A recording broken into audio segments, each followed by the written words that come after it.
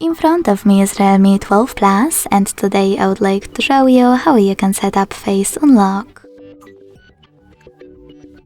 Begin by opening Settings and scrolling down to access Security and Privacy. Then tap on Device Unlock and tap on Face and Fingerprint Unlock.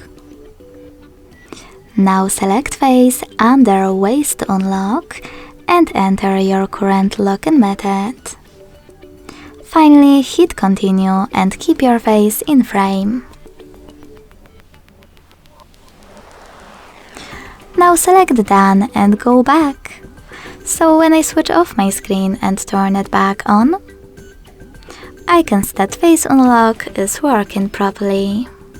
Thanks so much for watching. If you enjoyed this video, leave a like, comment and subscribe. Bye!